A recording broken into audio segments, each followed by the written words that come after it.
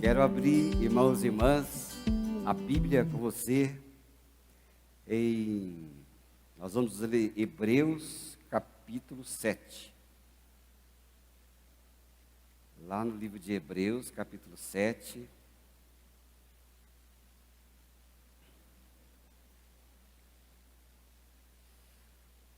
Tem um texto precioso aqui da Bíblia para nós.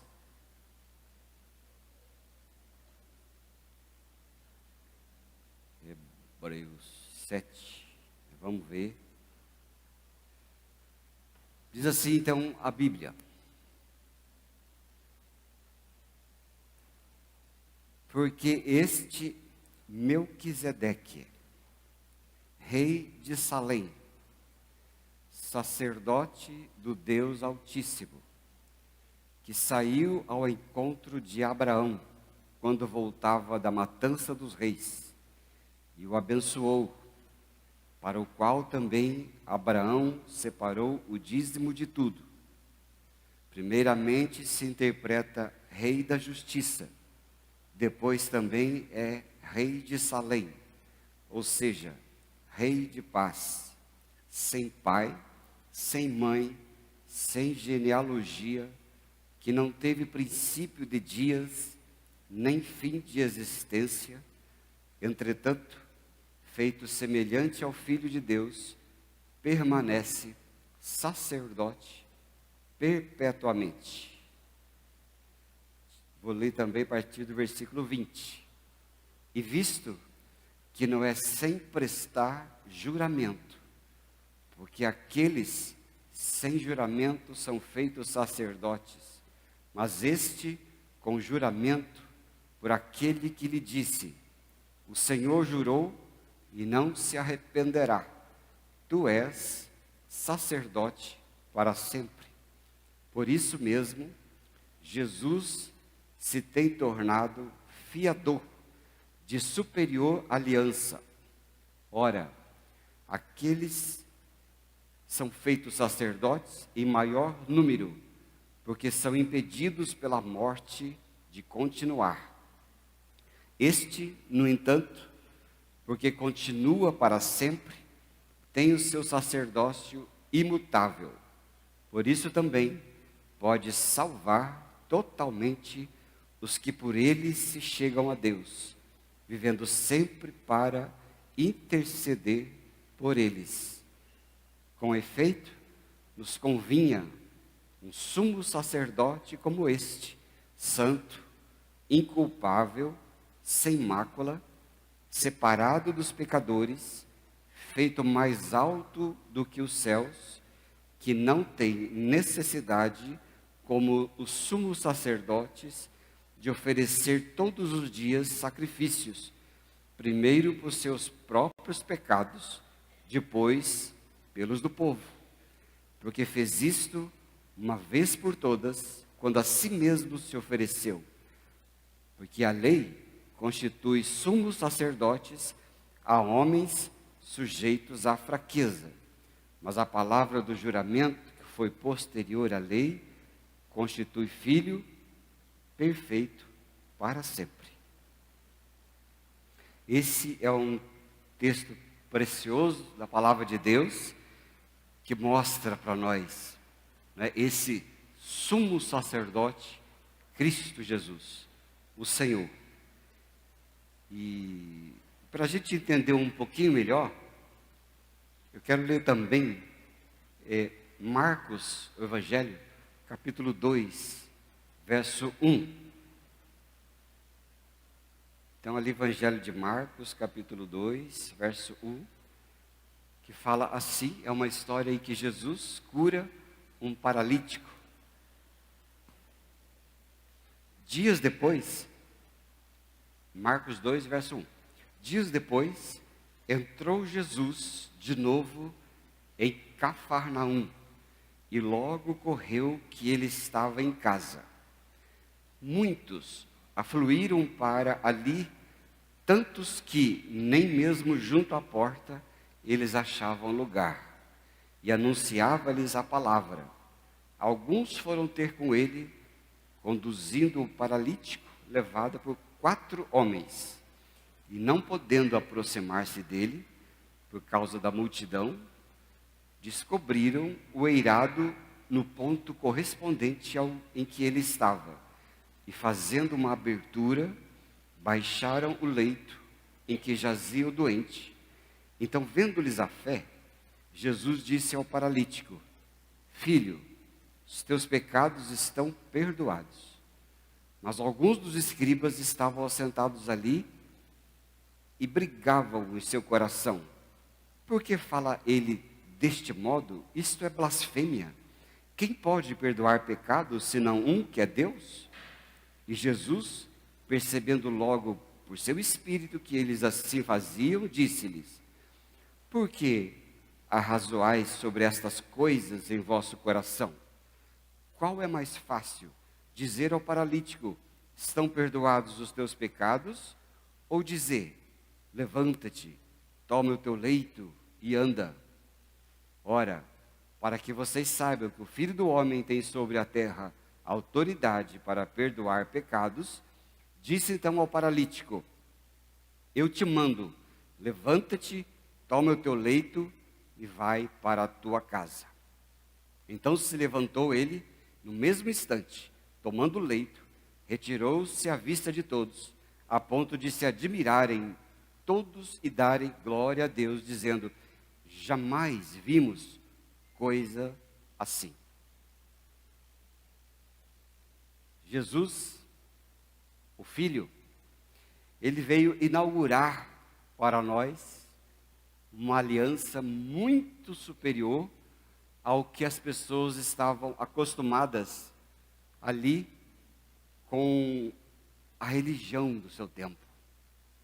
Eram sumos sacerdotes. E ali, como sumos sacerdotes, eram pessoas que estavam sendo eleitas, né, para o templo, para o lugar que eles estavam vivendo. E ali naquele templo era da tribo de Levi, os sacerdotes que iam sendo constituídos intercessores entre o povo e Deus. Eles eram os intercessores. E ali, Jesus, quando o livro de Hebreus fala dessa figura, Melquisedeque, é um nome bem interessante, né? Melquisedeque. Alguém aí pretende ter filho? Um menino? Dá para chamar Melquisedeque, ó. Fica bonito, né? Melquisedeque, vem cá, Melquisedeque, Melqui. Aí vira Melqui, né? Melqui. Já viu os Melqui. Mas Melquisedeque, ele é um nome muito interessante na Bíblia, né? Porque ele vem de uma linhagem que ele fala ali rei, e depois fala rei da justiça. Ele vem de uma conjunção, né, da conjunção de duas palavras. E nessas duas palavras, rei da justiça e rei da paz. É isso o que significa a palavra Melquisedeque. Ele mostra que essas duas coisas são importantes. E Hebreus destaca, então, ao falar para aquele povo que estava querendo voltar para o judaísmo. Então, era um povo cristão, um povo que estava vivendo a fé, e naquela fé estavam sendo perseguidos, mas no meio daquela perseguição, aí o livro de Hebreus foi escrito para esse povo, e ele está dizendo: olha, não voltem atrás para os sacerdotes, os sumos sacerdotes, que são falhos, que eles oferecem sacrifícios, primeiro pelos pecados deles, depois pelo do povo. Eles falam, esses sumos sacerdotes, eles morrem, que eles não vão longe, chega um tempo que eles vão morrer. Então, o livro de Hebreus mostra o verdadeiro sumo sacerdote, chamado Melquisedeque. Melquisedeque está lido no capítulo 7 de Hebreus, é um capítulo muito difícil de ler às vezes, né? Mas, por outro lado, fácil de entender. conforme eu estou explicando para vocês. Mas esse Melquisedeque, ele trazido pelo escritor de Hebreus para mostrar Jesus. Ele fala, Melquisedeque é então o sumo sacerdote perfeito, que foi vindo lá atrás, no começo dos tempos, para o fim dos tempos. Ele era o sacerdote verdadeiro. Então, na religião dos judeus, eles viam todos aqueles ritos, mas ali a Bíblia fala que quando Jesus veio, todos aqueles ritos ficaram para trás, porque Jesus veio inaugurar uma nova aliança, uma nova vida, uma nova fé, que não precisava mais de intermediadores, mas agora era Ele mesmo, o sumo sacerdote perfeito. Não é? E a Bíblia fala em muitos lugares ali, que ele o livro de Hebreus que nós lemos, ele era rei e sacerdote ao mesmo tempo. Lá no Antigo Testamento, ninguém poderia ser rei e sacerdote. Ou era rei, ou era sacerdote. Quando Uzias quis usurpar essa posição de ser ao mesmo tempo rei e sacerdote, diz a Bíblia que ele foi acometido de lepra, porque a lei e a ritual e a fé não permitia essas duas coisas. Mas Melquisedeque, ele era então rei e sacerdote, diz Hebreus. Esse Melquisedeque que fala em Hebreus não tinha genealogia, não tinha mãe, não tinha natureza terrena. Esse Melquisedeque, ele era o rei da justiça, né? Ele era aquele que era perfeito. E ele veio trazido lá pelo livro de Hebreus para mostrar a superioridade de Cristo. Se a gente for lá atrás, em Gênesis capítulo 14, versículo 18, você vai encontrar uma coisa bem interessante, né? Eu vou ler aqui com vocês, Gênesis capítulo 14, verso 18. Olha só o que a Bíblia diz.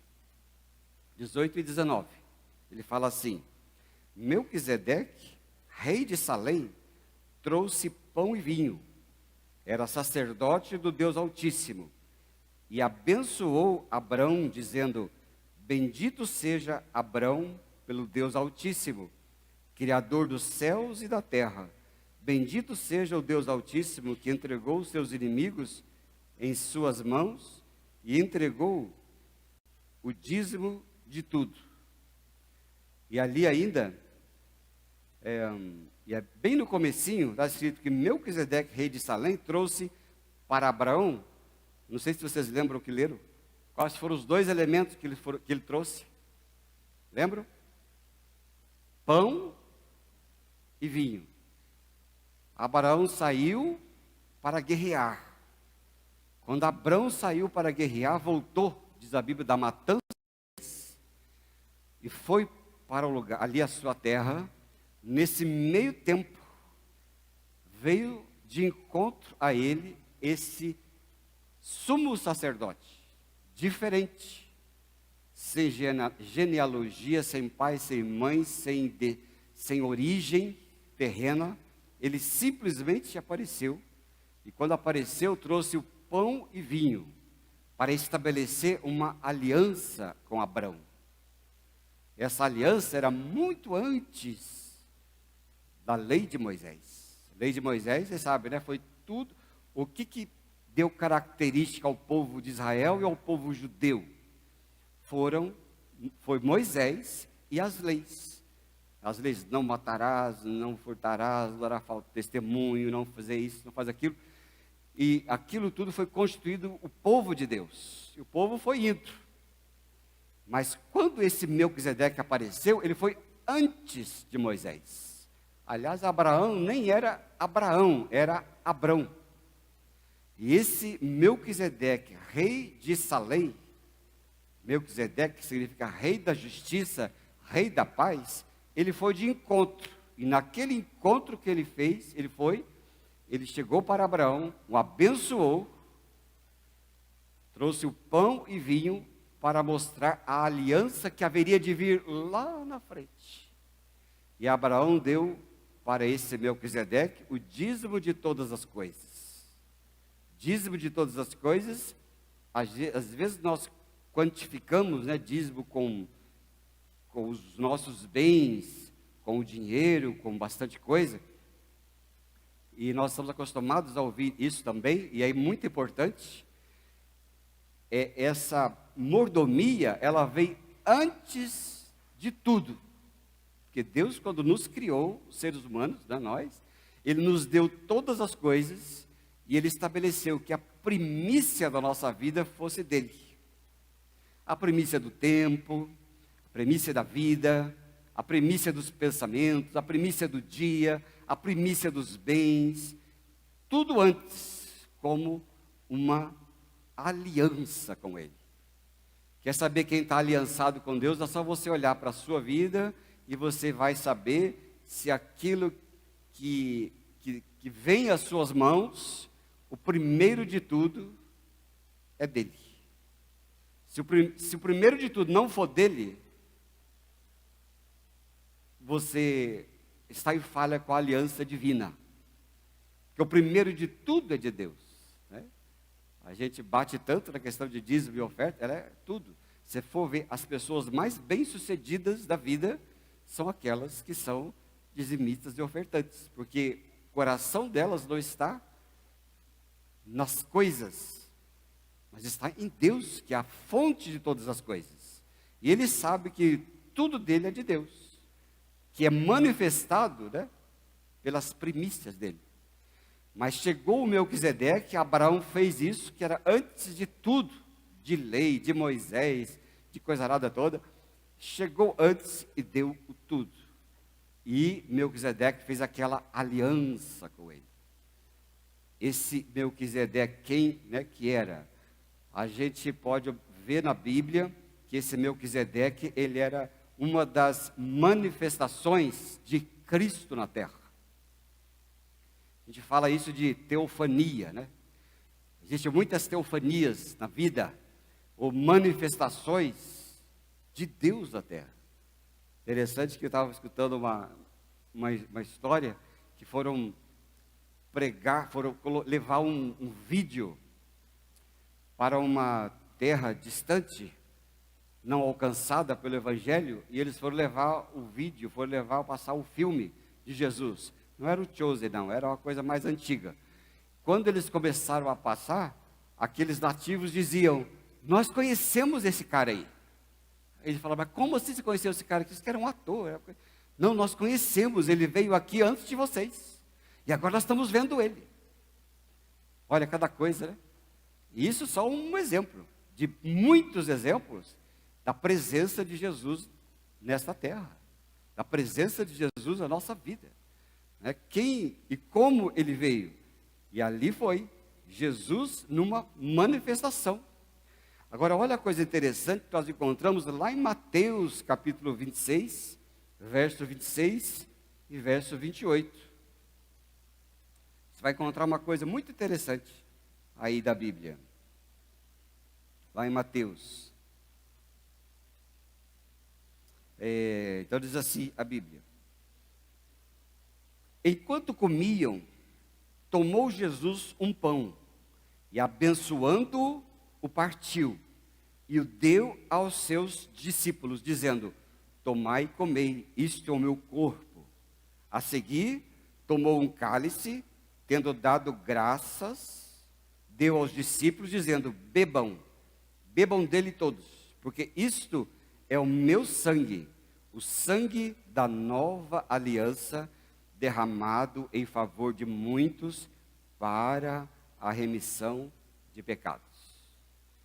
Olha que coisa interessante. Lá com Abrão, apareceu esse sujeito chamado Melquisedeque, que é uma junção de nome, rei de justiça, rei da paz, que fala que ele era rei de Salém. Salém é uma abreviatura de Jerusalém, que é a cidade da paz, e antes de tudo fez essa aliança.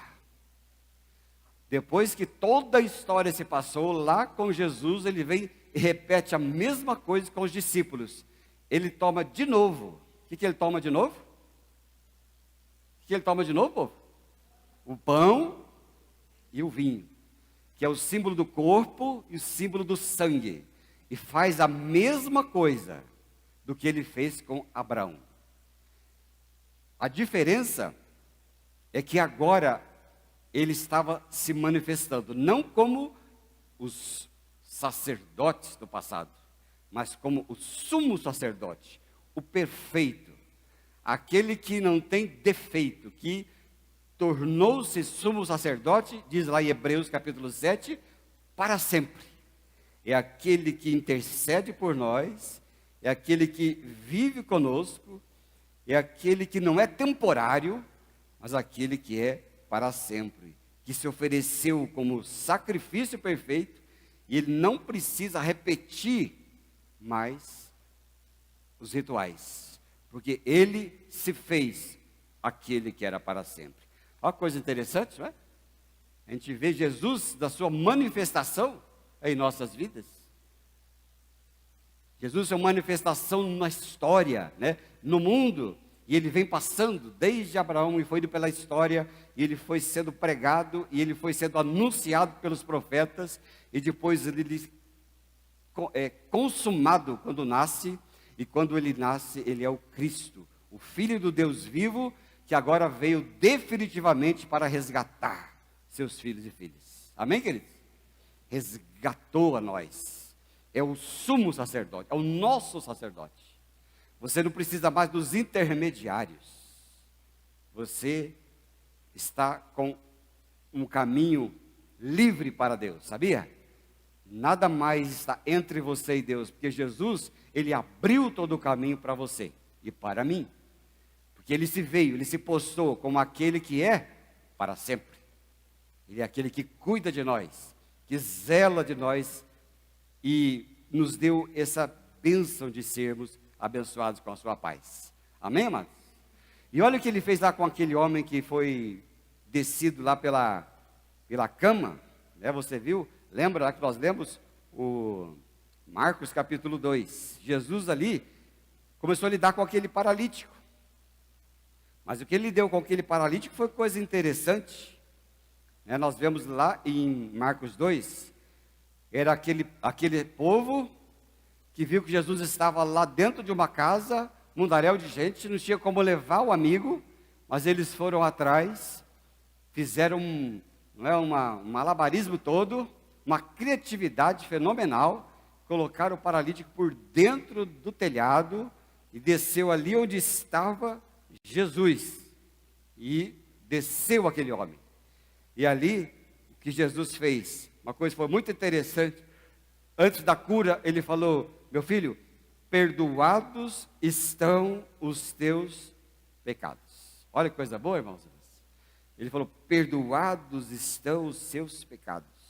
A primeira coisa que ele disse, e foi isso que causou uma indignação entre todo mundo que estava ali, que consideraram a declaração de Jesus uma blasfêmia.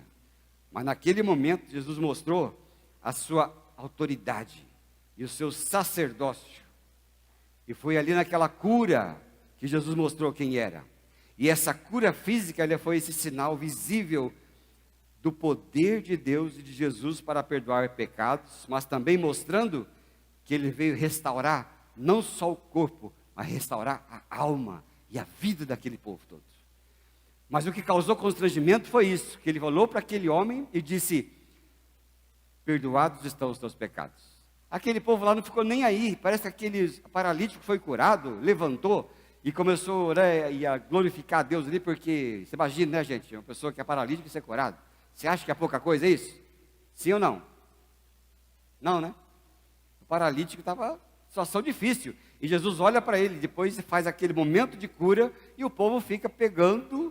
O que mais pegou para aquele povo foi que não é que Jesus curou, aquele sujeito levantou, mas foi que Jesus falou: perdoados estão os teus pecados.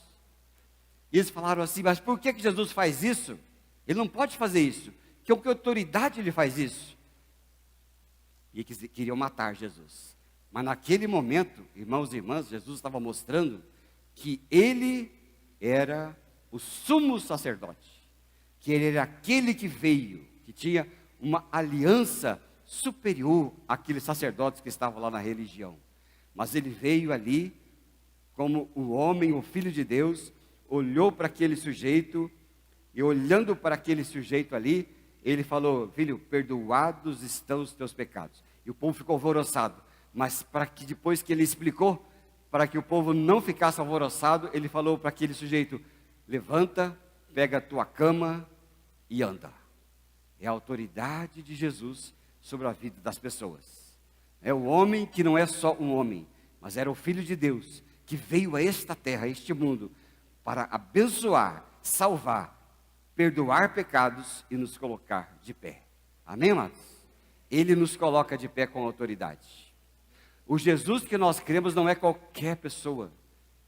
Jesus que nós cremos não é uma fé qualquer, fraquinha.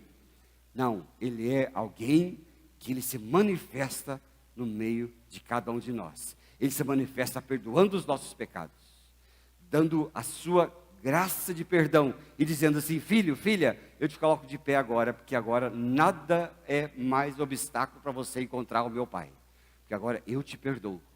E aqueles pecados são limpos da minha vida, da sua vida, de todos aqueles que crê. Os pecados, eles são apagados. Mas como é que Jesus faz isso? Ele faz porque ele é o Filho de Deus que veio até nós. Ele veio nos abençoar. Ele desceu rasgando o véu, rasgando religião, rasgando tudo que nos impedia de chegar até Deus, mas nos colocando de volta na presença de Deus. Naquele tempo não podia ir as pessoas que tinham problemas físicos, deficiências, pessoas com doenças, ninguém, era só aqueles aparentemente perfeitos que chegavam até Deus, porque aquelas pessoas não podiam chegar até Deus, era um símbolo de pecado. Mas Jesus, quando veio, ele veio e se enfiou no meio dessa gente. Olha que coisa interessante, irmãos e irmãs. Ele se enfiou no meio de nós, para nos pegar, né? Para ir buscando você, tirando você da multidão, tirando você do pecado, tirando você da sua culpa, tirando você das coisas que te impediam de vê-lo, te impediam de chegar até Ele, perdoando os seus pecados. De modo que você chega diante dele e você fala assim: Jesus, eu estou aqui, vem, eu posso chegar perto de você? Jesus, eu estou aqui, você pode me perdoar? E você não precisa ter nenhuma vergonha, você não precisa ter vergonha de nada, porque ele veio para mim e ele veio para você. Amém, querido? Esse é o Melquisedeque, esse é o Jesus na sua real manifestação. É aquele que busca, que encontra o pecador, que ele não despreza aquele que pecou, não despreza aquele que não é perfeito. Perfeito só é Deus, só é Jesus. É Ele que vem pegar os imperfeitos e tomar para si. Amém, querido? Às vezes você fica se achando assim: eu preciso ser perfeito. Às vezes as pessoas talvez passam na frente dessa igreja aí e falam assim: para entrar lá eu não posso entrar lá, né? Porque afinal de contas eu sou todo estrupiado, né? Eu me lembro quando Deus me converteu, ali em Londrina, eu era office boy e passava na frente da igreja central de Londrina, e eu via escrito lá, né, igreja metodista. Aí eu via o povo cantando lá dentro, tudo, e eu passava na frente e dizia assim: meu Deus, quem será esse povo que está aí dentro, né? Eu não posso entrar nesse lugar aí, né? Eu, imagina, essa pegadaiada toda aqui que eu tenho. A gente já não pensou assim? Esse pecado todo, né, carregado de pecado. Se eu soubesse que aquele lugar, que esse lugar, é o lugar dos estrupiados. Não é verdade, irmãos e irmãs? É o lugar daqueles que necessitam dele. Não é o lugar dos perfeitos. Não é o lugar das pessoas que não erram nunca. Não é o lugar das pessoas que não vivem, que vivem de qualquer jeito. Mas é ali, é de Deus, é nosso. É Jesus, aquele que falou assim: eu vim salvar e buscar aquele que se havia perdido. O que mais Jesus gosta é ficar no meio de gente estropiada. Porque as pessoas todas estropiadas, as pessoas todas angustiadas, cheias de defeitos e problemas, elas necessitam de Jesus.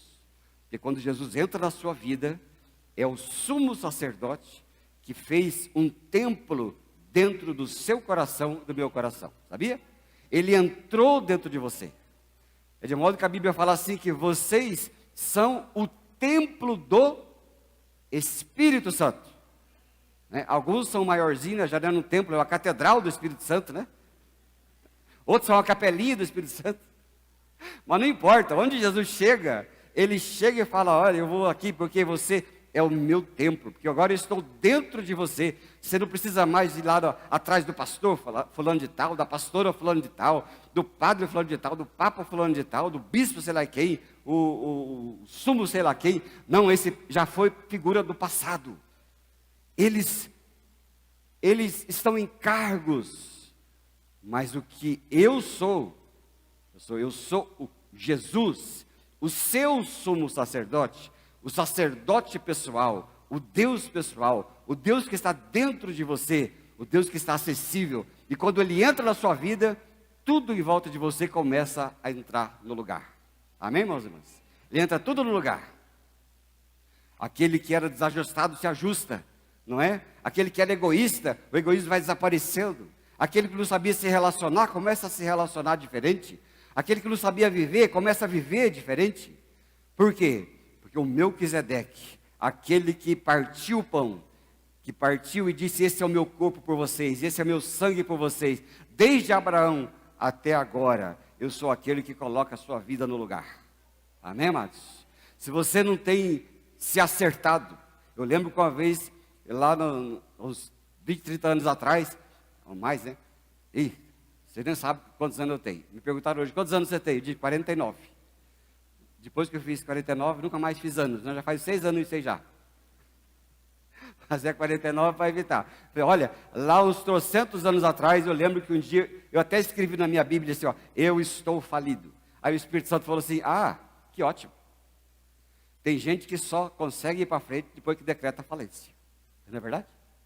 Porque enquanto você está lutando para recuperar as coisas, recuperar a empresa, recuperar a vida, recuperar tudo, parece que aquilo não acaba nunca. Mas enquanto você não faz, chega, decretei falência. Aí decretar falência, aí as coisas começam a se ajustar. Porque o que pode ser pior do que quando tudo está pior? Me fala. Jesus é o Jesus especialista em pegar o de pior. Sabia? Para ele é assim, antes de vir a graça de Deus, tem que vir a falência. Porque se não vier a falência, a graça não consegue atingir. Quando alguém chega para mim e fala assim, pastor, vai lá conversar com tal pessoa, ele está chegando ao fundo do poço. Aí eu digo, não, espera chegar ao fundo do poço. Porque enquanto não chegar ao fundo do poço, ele está se arranhando ainda, né? Ele quer subir, fica se arranhando, e quer ir para cima, e não consegue. Deixa chegar ao fundo do poço. Porque Jesus, ele é especialista nos falidos. Quando você diz, eu não tenho mais jeito, a graça entra em operação. Mas enquanto você está dizendo, eu ainda tenho jeito, a graça não entra. Porque graça é graça. Graça é Deus fazendo tudo a quem nada merece. E nem vai ter condições de merecer. Porque às vezes a gente crê, ao chegar a Jesus, você vê de qualquer jeito. E depois chega a Jesus, começa a fazer as obras para poder merecer o favor de Deus. E é por isso que o apóstolo Paulo fala lá em Gálatas, dizendo assim, ó insensatos Gálatas, vocês são loucos. Começaram no espírito e agora querem terminar na carne. O que é que significa isso? Eu comecei pela graça e quero terminar nas obras.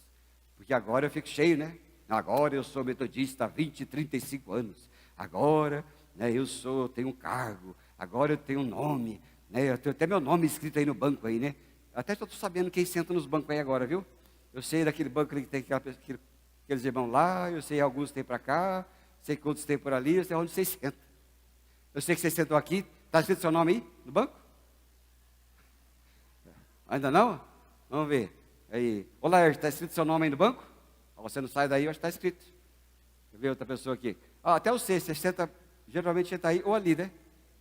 O tocador de teclado aí, olha lá, entra ali. E você senta só aqui, né? A Claudinha e o Cris ali, senta ali. Ó. Você senta só aqui, né? Ele senta só aqui. Pois é. Então a gente vê as pessoas que sentam no lugar, né? Mas agora eu sento naquele lugar lá, meu lugar é cativo. Eu vou para o céu. Aí está terminando na carne. E se você for para o céu, meu querido, é por graça. Graça absoluta. Enquanto você achar que merece, você cai. Mas quando você achar que é só Cristo que deu o merecimento para você, você sobe. E é Ele que fala isso para nós, né? É a sua presença, é a sua graça, é o seu Espírito, é Jesus querendo dizer, olha, eu posso. E aquele povo disse, Jesus olhou para aquele homem e falou assim, perdoados estão os seus pecados. O povo, que perdoado? Como é que você faz isso? Mas eu posso, eu sou o sumo sacerdote vindo de Deus. Coisa preciosa, né?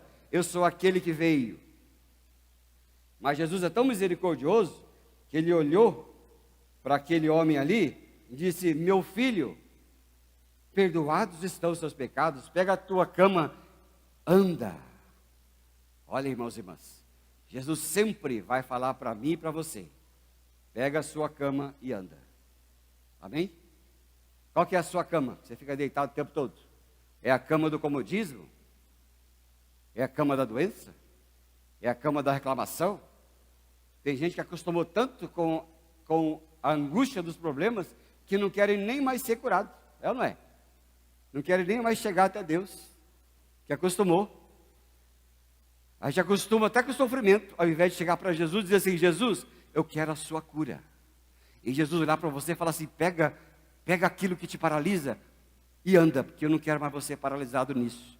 Eu quero você andando e vivo. Amém, querido? Vitorioso, abençoado. Eu me lembro que tem um tempo atrás que eu tinha muita casca, eu não sei o que acontecia comigo, sabe? Tinha muita casca. E eu tinha uma mania que a pastora odiava. Mas pensa na mania horrorosa. Eu dava uma coçadinha, deixava a caspinha embaixo da unha e fazia assim. Já fizeram isso? Fala a verdade. Já fizeram isso? Ninguém fez? Só eu? Que bárbaro. Eu fazia assim, né? Dava aquela coçadinha, às vezes eu fazia, aí o esposo olhava e eu, ô meu. Mas eu gostava daquilo. Aí eu fiz um tratamento. Acabou a caspa. Aí eu fiquei chateado. Falei, nossa, mas não tem mais com que eu mexer? Não tem mais de soprar? Eu já tinha acostumado com aquilo, né? Tem gente que acostumou com a reclamação, que acostumou com a cama da murmuração, que acostumou com a cama dos problemas. Não quer mais nem ser curado, sabe? Porque se for curado de alguma coisa, não vai ter mais alguém que olha para ela e fala assim, ah, coitadinho de você. Porque tem gente que é viciada no vitimismo, né? Sabe aquele que quer, ah, mas sabe, olha, eu sofro tanto, né? Eu passo tanta dificuldade, tanta necessidade. Aí a pessoa fala assim, não, você vai superar, vai dar certo. Ela acostuma com aquele cafuné emocional, né? Aquele cafuné é gostoso para elas. E elas ficam daquele jeito. Mas quando Jesus olha para as pessoas desse jeito, ele fala assim, meu filho, minha filha, pega esse seu problema, pega essa sua dificuldade, põe nas suas costas, levanta e anda. Porque eu quero você debaixo do meu milagre e não debaixo do sofrimento do diabo. Glória a Deus. Ninguém pode ser escravo do diabo, escravo da angústia, escravo da própria vida, escravo do vitimismo, escravo do medo. Não, Jesus quer olhar para nós como o sumo sacerdote, aquele que tem poder, que não é eu, não sou eu, irmãos e irmãs. Se você às vezes desconfiar de mim, ou da Mara, ou dos pastores, da pastora, né? Ah, não sei o quê, não olha para nós. Nós somos o que diz o livro de Hebreus, falhos. Primeiro nós temos que pedir perdão pelos meus próprios pecados. E depois talvez interceder por vocês. Mas vocês têm que crer naquele que é perfeito, que pode ouvir a sua oração e pode te dar vitória. Pode te dar graça. Pode te fazer levantar. E pode fazer, filho, vai, seja conforme a sua fé. Mas creia em mim, que você vai ser salvo. Amém, amados? Olha para nós. Um dia alguém falou assim, pastor, eu quero batizar de novo. Por que você quer batizar de novo? Porque o pastor que me batizou, ele caiu em um pecado, agora nem está mais na igreja, meu batismo não valeu. Eu falei, meu filho, você foi batizado em nome do pastor? Quando a gente batiza assim, será? Ó, Marcelo, eu te batizo em nome do pastor Fábio, em nome da Mara e em nome do pastor Andréia. É assim que a gente faz? O que a gente faz? Meu filho, eu te batizo em nome do... E em nome do? É a autoridade que vem dele. E o que é feito no nome dele, ninguém põe a mão. Amém, querido? Nem pecado, nem desvio, nem igreja, nem placa de igreja, nem coisa nenhuma. É só o nome dele. O grande e sumo sacerdote, o Melquisedeque, rei de Salém, rei da paz, rei da justiça, o filho do homem, o alfa e o ômega, o começo e o fim de todas as coisas. É neste nome que nós precisamos crer. E é neste nome que nós cremos. O Filho do Deus vivo. Amém, amados? E nesse nome que você crê. Quando você entra nesta igreja, não entra olhando nada nem para ninguém. As pessoas até dão uma ajudazinha na sua fé, é lógico. Né? O povo maravilhoso do louvor ajuda a gente, né, a cantar a Deus. Né? O pregador, ele vem e realmente ele ajuda a edificar a nossa fé. Mas não somos nós. Não é quem está aqui. Sabe o que é que faz? É o Espírito Santo que age neste lugar. É Ele que vai se derramando, se dispensando. Conforme você canta os louvores, é Ele que vai te levando a glorificar Jesus. Porque o ministério do Espírito Santo é glorificar o Filho, Jesus. E quando você está cantando, o Espírito Santo está agindo, dizendo assim, isso glorifica o Filho, onde todo joelho se dobrará, toda língua confessará, e todos confessarão que Jesus Cristo é o Senhor para a glória de Deus Pai. É o ministério do Espírito Santo. E é quando você ouve essa palavra lida pela Bíblia, não sou eu, mas se você está crendo de alguma maneira, se você vai sair daqui satisfeito, é porque o Espírito Santo está dentro de você, agindo conforme as palavras que você ouve. Não tem nada a ver com o cano, tem a ver com a água. Amém, irmãos? Quando você está com sede, vai para sua casa, você abre a torneira. Você bebe a torneira ou você bebe a água? Para que serve a torneira? Para levar água. Para que serve o pregador? Para levar água. Para que servem os músicos? Para levar a água. São só instrumentos. Porque quem edifica, quem opera, quem cura, quem liberta é o Espírito Santo, e é Jesus sendo glorificado, e é Ele que vem se movendo na igreja, abençoando a igreja por causa da sua palavra. Amém, amados? E é por isso, queridos, que nada pode impedir, nem eu e nem você, de se achegar até Jesus. Jamais. E eu digo a vocês, para que vocês não permitam que nada fique no meio entre você e Jesus. Que você possa identificar essas barreiras que te impedem a chegar até Jesus. E você faça pontes para Jesus. O que é que serve no meu dia a dia para eu ser pastoreado pelo sumo sacerdote? Eu quero ler a Bíblia, eu quero orar, eu quero ir nas reuniões da igreja, eu quero fazer tudo o que me leve a Jesus. Eu aprendi aqui no iPad aqui, tem lá a Bíblia, e às vezes eu estou com preguiça de ler, de abrir os olhos, eu coloco lá e ela fala a Bíblia, né? Ela narra a Bíblia, ela vai lá narrando. E eu aprendi lá, enquanto eu não faço nada, eu estou ouvindo, né? Mateus capítulo 3, e Jesus foi falando, vai falando, e eu só escutando, vou escutando. Tudo o que serve de ponte para eu conhecer Jesus, eu quero atravessar. Eu quero construir. É ou não é? Se está eu entre mim e o trabalho, eu quero construir uma ponte que me leve até Jesus. Nesse dia, nesse trabalho, o que é que eu vou fazer? E a gente faz, né? E a gente constrói ponte. Eu quero orar a Jesus, pedir a bênção dele no meu trabalho. Está lá na minha família, o que eu posso fazer na minha família para construir uma ponte entre nós e Jesus? Vamos orar para comer, vamos orar para interceder. Se tem os filhos da gente passando por dificuldade, necessidade, junto com a esposa, e vamos orar pelo filho, pela filha. Se é o pai ou a mãe passando necessidade, né, junto a mãe, o filho, ou o pai e a filha, o pai e o filho, vamos orar pela mãe, e ora a Deus, vai colocando tudo diante de Deus, vai fazendo pontes, faz pontes, cada vez mais pontes, para chegar até Jesus. Amém, amados?